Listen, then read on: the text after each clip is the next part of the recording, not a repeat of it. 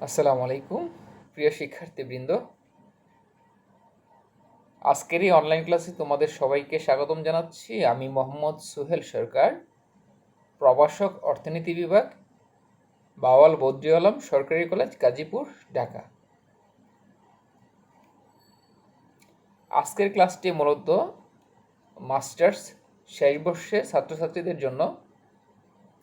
আর আজকের ক্লাসের আলোচ্য সূচি হচ্ছে হিউম্যান রিসোর্স ডেভেলপমেন্ট, মানব সম্পদ উন্নয়ন। Subject development economics, chapter 6। আজকের ক্লাসের আলোচ্য বিষয় হচ্ছে যে মানব সম্পদ উন্নয়ন বলতে আমরা কী বুঝি এবং বাংলাদেশের মানব সম্পদ উন্নয়নের জন্য কী কী পদক্ষেপ গৃহীত হয়েছে অথবা নেওয়া হয়েছে, মানব সম্পদ উন্নয়নের গুরুত্ব। প্রথমে আসি যে মানব সম্পদ বলতে আমরা কী বুঝি। হিউম্যান রিসোর্স ডেভেলপমেন্ট, মানব সম্পদ উন্নয়ন বলতে দেশের জনগোষ্ঠীকে স্বাস্থ্যসেবা, চিকিৎসা সুবিধা, শিক্ষা ও প্রশিক্ষণের মাধ্যমে সুস্বাস্থ্যের অধিকারী দক্ষ মানবগোষ্ঠী হিসেবে গড়ে তোলাকে বোঝায়। অর্থাৎ মানব সম্পদ উন্নয়ন বলতে আমরা বুঝি কোনো দেশের জনগোষ্ঠীকে স্বাস্থ্যসেবা, চিকিৎসা সুবিধা, শিক্ষা ও প্রশিক্ষণের মাধ্যমে সুস্বাস্থ্যের অধিকারী দক্ষ মানবগোষ্ঠী হিসেবে গড়ে তোলাকে মানব সম্পদ বলে।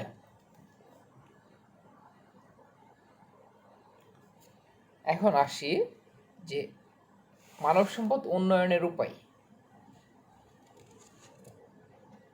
অর্থাৎ বাংলাদেশে মানব সম্পদ উন্নয়নের জন্য কি কি পদক্ষেপ নেওয়া উচিত।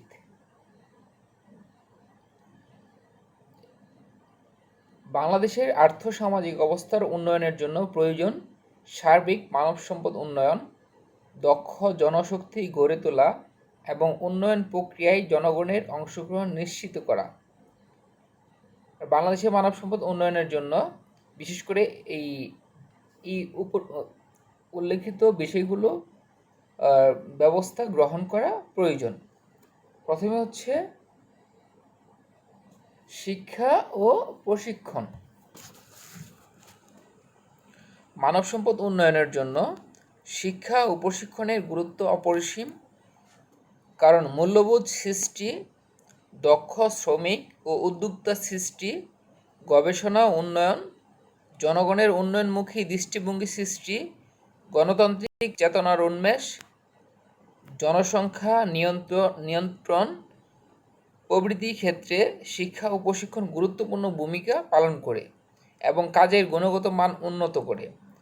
তাই দেশের শিক্ষা ব্যবস্থার আমূল পরিবর্তন করে আধুনিক ও যুগোপযোগী শিক্ষা ব্যবস্থা প্রচলন করে শিক্ষার দ্বার সকলের জন্য উন্মুক্ত করতে হবে।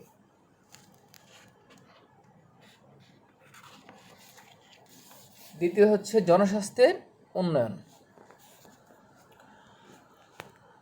অসুস্থ ও দুর্বল জনগণ দ্বারা দেশের অর্থনৈতিক উন্নয়ন সম্ভব নয়। সুষম খাদ্য গ্রহণ, উপযুক্ত বাসস্থান, পরিচ্ছন্ন পরিবেশ প্রভৃতি স্বাস্থ্য রক্ষার মূল উপাদান, যার কোনোটি আমাদের দেশে সহজলভ্য নয়। ফলে দেশের অধিকাংশ মানুষ ভগ্নস্বাস্থ্য, দুর্বল, কর্মবিমুখ। এই অবস্থায় উন্নতি করতে হলে দেশের চিকিৎসার সুযোগ সুবিধা বৃদ্ধি করতে হবে। তৃতীয়ত হচ্ছে খাদ্য ও পুষ্টিহীনতা দূরীকরণ। দেশের জনশক্তিকে জনসম্পদে রূপান্তরিত করতে হলে খাদ্য ও পুষ্টি সমস্যার সমাধান করতে হবে সর্বপ্রথমেই। জনসংখ্যার নিয়ন্ত্রণ। বাংলাদেশের যে হারে জনসংখ্যা বৃদ্ধি পাচ্ছে, এ অবস্থায় তাদের খাদ্য, বস্ত্র, বাসস্থান, চিকিৎসা সুবিধা প্রভৃতি মৌলিক চাহিদা পূরণ করা সম্ভব নয়। আমাদের জনসংখ্যার গুণগত মান বৃদ্ধি করতে হলে ব্যাপক জন্মশাসন ও শিক্ষা বিস্তারের মাধ্যমে জনসংখ্যার অবাঞ্ছিত বৃদ্ধি রোধ করতে হবে। পঞ্চমত হচ্ছে গ্রামীণ উন্নয়নে পরিকল্পনা গ্রহণ।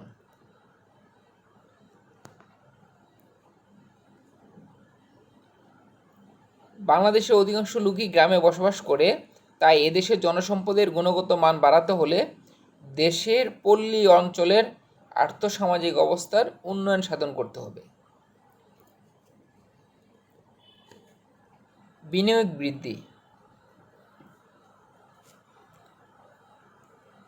মানব সম্পদ উন্নয়নে আর্থসামাজিক অবকাঠামো বিনির্মাণে বিনিয়োগ বৃদ্ধি করতে হবে। এক্ষেত্রে দেশি বিদেশি বিনিয়োগ আকর্ষণের জন্য সরকারকে বিনিয়োগ বান্ধব পরিবেশ সৃষ্টি করতে হবে। কর্মসংস্থান বৃদ্ধি। বাংলাদেশের কৃষিক্ষেত্রে প্রচুর মৌসুমি ও ছদ্মবেশী বেকারত্ব বিদ্যমান। শিল্পক্ষেত্রেও কর্মসংস্থান পর্যাপ্ত নয়। দেশে বেকার জনগোষ্ঠীর কর্মসংস্থান বাড়ানো সম্ভব হলে উৎপাদন ও আয় বৃদ্ধি পাবে। এর ফলে শ্রমিক গোষ্ঠীর মাথাপিছু আয়, জীবনযাত্রার মান এবং দক্ষতা বৃদ্ধি পাবে। শ্রমের গতিশীলতা ও শ্রম বিভাগ। উপযুক্ত প্রশিক্ষণের মাধ্যমে শ্রমিকের দক্ষতা বাড়ানো হলে এবং উৎপাদন ক্ষেত্রে শ্রমিকদের যোগ্যতা অনুযায়ী নিয়োগ দেওয়া সম্ভব হলে শ্রম বিভাগ বাস্তবায়ন হবে। এর ফলে উন্নত মানের পণ্য উৎপাদন বৃদ্ধি পাবে। একই সাথে দেশের অভ্যন্তরে এবং দেশের বাহিরে শ্রমের গতিশীলতা বিদ্যমান থাকলে শ্রমের দক্ষতা আরও বৃদ্ধি পাবে। জীবনযাত্রার মান বৃদ্ধি।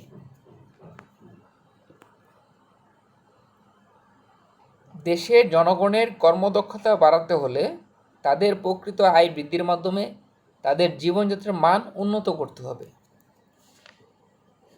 পরিবেশ উন্নয়ন। দেশের শিক্ষার সুষ্ঠু পরিবেশ, উপযুক্ত রাস্তাঘাট ও যোগাযোগ ব্যবস্থা, বিশুদ্ধ পানি সরবরাহ, পয় নিষ্কাশনের সুষ্ঠু ব্যবস্থা প্রভৃতি গড়ে তোলে পরিবেশ ব্যবস্থার উন্নয়নের মাধ্যমেও জনসম্পদের উন্নয়ন করা সম্ভব। বাসস্থান সমস্যা দূরীকরণ। উপযুক্ত বাসস্থান মানুষের নিরাপদ আশ্রয় প্রদান করে এবং নিরোগ ও চিন্তামুক্ত রেখে সুখী করে। তাই বাংলাদেশি জনগণের গুণগত মান উন্নয়নের জন্য উপযুক্ত বাসস্থানের ব্যবস্থা করা অতীব জরুরি। মানব সম্পদ উন্নয়নের উপায়, বিশেষ করে গৃহীত পদক্ষেপগুলি, বাংলাদেশের মানব সম্পদ উন্নয়নের জন্য গৃহীত পদক্ষেপগুলির মধ্যে বাকিগুলি হচ্ছে যে প্রথম হচ্ছে পরিকল্পনা। বাংলাদেশের জনগণের কর্মদক্ষতা ও গুণগত মান বৃদ্ধি করার উদ্দেশ্যে জনসম্পদ উন্নয়নের জন্য সুষ্ঠু পরিকল্পনা প্রণয়ন ও তার বাস্তবায়ন একান্ত প্রয়োজন। কর্মস্পৃহা বৃদ্ধি। কাজের প্রতি আকর্ষণ বাড়ানো প্রয়োজন। এই কাজটি সম্পাদনের প্রধান দায়িত্ব উদ্যোক্তা বা মালিক পক্ষের। উপযুক্ত আর্থিক সম্মানী, স্বীকৃতি, শ্রমিক মালিক সুসম্পর্ক, অন্যান্য প্রতিষ্ঠানের তুলনায় কম বেতন ও সুযোগ সুবিধা প্রদান, এসব বিষয় শ্রমিকের কর্মস্পৃহাকে প্রভাবিত করে। বিষয়টি শ্রমিকের দক্ষতার বৃদ্ধির ক্ষেত্রেও ভূমিকা রাখে। নারী ও শিশু উন্নয়ন। মহিলা বিষয়ক অধিদপ্তর ও জাতীয় মহিলা সংস্থা কর্তৃক বিভিন্ন উন্নয়ন প্রকল্প বাস্তবায়ন, বৃত্তিমূলক প্রশিক্ষণ, নিরক্ষরতা দূরীকরণ, স্বাস্থ্য ও পরিবার পরিকল্পনা, নারী নির্যাতন প্রতিরোধ, নারী শিক্ষা সম্প্রসারণ, নারী ক্ষমতায়ন ও উন্নয়ন কর্মকাণ্ডে নারীদের অংশগ্রহণ নিশ্চিত করার মাধ্যমেও মানব সম্পদের উন্নয়ন ঘটানো সম্ভব। সমাজ কল্যাণ কার্যক্রম। দেশের ভূমিহীন, দুস্থ, ববগুড়ে, এতিম, প্রতিবন্ধী ও অন্যান্য অনগ্রসর জনগোষ্ঠীর দারিদ্র্য বিমোচন মানব সম্পদ উন্নয়নের স্বার্থে খুবই প্রয়োজন। যুব ও ক্রীড়া উন্নয়ন। যে কোনো দেশের যুবকরা দেশের সর্বাধিক সম্ভাবনাময় শ্রমশক্তি। তাই যুব সমস্যার গভীরতা উপলব্ধি করে দেশের বেকার যুবকদের দক্ষতা বৃদ্ধির উদ্দেশ্যে বৃত্তিমূলক প্রশিক্ষণ, ঋণ সহায়তা প্রদান, যুব অনুদান ও উদ্বুদ্ধকরণের মাধ্যমে যুব সমাজকে মানব সম্পদে পরিণত করার জন্য ব্যাপক কর্মসূচি গ্রহণ করা প্রয়োজন। উপরিক্ত আলোচনার প্রেক্ষিতে বলতে পারি যে এসব ব্যবস্থা গ্রহণের মাধ্যমেই বাংলাদেশের জনসংখ্যা গুণগত মান বৃদ্ধি তথা মানব সম্পদ উন্নয়ন করা সম্ভব হবে, অন্যথায় নয়। এখন আসি যে বাংলাদেশে মানব সম্পদ উন্নয়ন কর্মসূচির গুরুত্ব।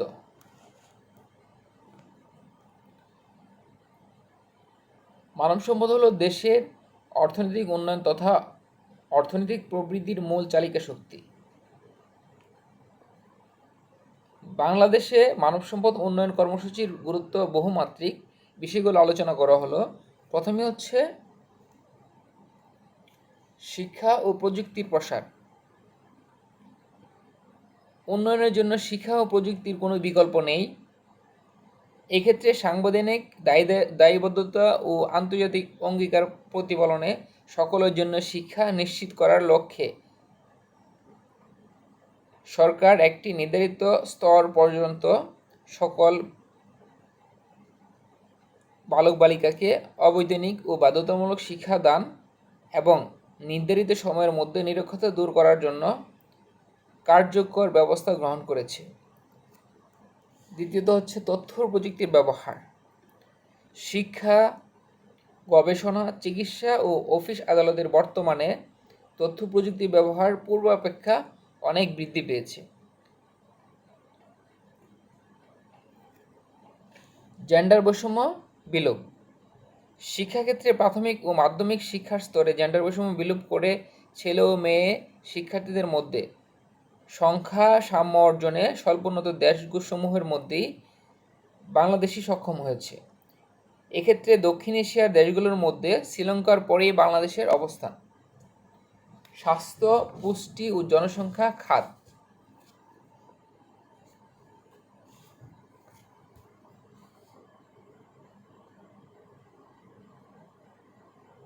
মিলেনিয়াম ডেভেলপমেন্ট গোল এর আলোকে সরকার স্বাস্থ্য, পুষ্টি ও জনসংখ্যা খাতকে অগ্রাধিকার প্রদান করায় দেশের স্বাস্থ্য খাতে উল্লেখযোগ্য অগ্রগতি সাধিত হয়েছে। যেমন হচ্ছে প্রজনন হার ও মৃত্যু হার কমেছে, মাতৃমৃত্যু হার হ্রাস পেয়েছে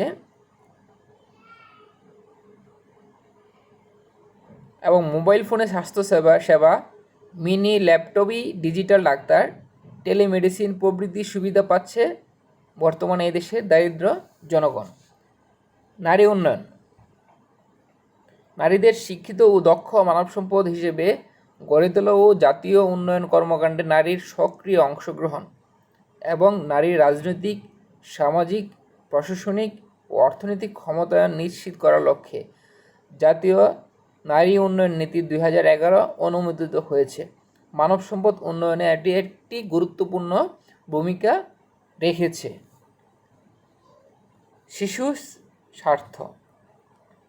আজকের শিশুরাই আগামী দিনের ভবিষ্যৎ, তাই মানব সম্পদ উন্নয়নে শিশু স্বার্থ অনেক গুরুত্বপূর্ণ। এই লক্ষ্যে জাতীয় শিশু নীতিমালা 2011 অনুমোদন করেছে। সামাজিক খাতের উন্নয়ন। সামাজিক খাত দেশের অর্থনৈতিক উন্নয়নের, বিশেষ করে জাতীয় অর্থনীতির বিভিন্ন ক্ষেত্রে অর্থাৎ উৎপাদন, আয় এবং কর্মসংস্থানের ক্ষেত্রে অধিকতর মূল্য সংযোজনে গুরুত্বপূর্ণ অবদান রাখছে। উৎপাদন বৃদ্ধি। মানব সম্পদ উন্নয়নের লক্ষ্যে গৃহীত কার্যক্রমের ফলে শ্রমের দক্ষতা, উৎপাদন ক্ষমতা বৃদ্ধি পাবে। উৎপাদন বৃদ্ধির মাধ্যমে উন্নয়নের গতি ত্বরান্বিত করার জন্য মানব সম্পদ উন্নয়ন ধারণা খুবই গুরুত্বপূর্ণ। আয়ের সুষম বণ্টন। মানব সম্পদ উন্নয়নের লক্ষ্যে গৃহীত কার্যক্রম বাস্তবায়ন হলে দরিদ্র জনগোষ্ঠীর জীবনমান উন্নত হবে, সমাজে আয় বৈষম্য হ্রাস পাবে, আয়ের সুষম বণ্টন হবে। মানব সম্পদ রপ্তানি। মানব সম্পদ উন্নয়নের মাধ্যমে শ্রমের প্রযুক্তিগত জ্ঞান, দক্ষতা, উৎপাদনশীলতা বিশ্বমানের করা সম্ভব হলে দেশের ভেতরে ও বাহিরে বাংলাদেশি শ্রম বাজারের প্রসার ঘটবে, কর্মসংস্থানের সুযোগ বৃদ্ধি পাবে, মানব সম্পদ রপ্তানির মাধ্যমে প্রচুর বৈদেশিক মুদ্রা আহরণ করা সম্ভব হবে। এই আলোচনার প্রেক্ষিতে বলা যায়, দেশের জনগণের জীবনযাত্রার মান উন্নয়ন, দারিদ্র্য বিমোচনে ও টেকসই অর্থনৈতিক প্রবৃদ্ধি অর্জনে সুস্বাস্থ্যের অধিকারী প্রশিক্ষিত ও শিক্ষিত জনগোষ্ঠী গুরুত্বপূর্ণ ভূমিকা পালন করে থাকে। প্রিয় শিক্ষার্থীবৃন্দ, আজকের ক্লাসে যে বিষয়গুলো আলোচনা করা হয়েছে সেটি হচ্ছে, প্রথম হচ্ছে যে মানব সম্পদ উন্নয়ন বলতে আমরা কী বুঝি এবং মানব সম্পদ উন্নয়নের জন্য গৃহীত পদক্ষেপগুলি এবং অর্থনৈতিক উন্নয়নে মানব সম্পদের গুরুত্ব আলোচনা করেছি। তো আজকের ক্লাস এ পর্যন্তই থাকলো। পরবর্তী ক্লাসে ইনশাআল্লাহ তোমাদের সাথে দেখা হবে। প্রিয় শিক্ষার্থীবৃন্দ, তোমরা সবাই ভালো থেকো, সুস্থ থেকো, এই কামনা করে আজকের ক্লাস এখানেই শেষ করলাম। খোদা হাফিজ।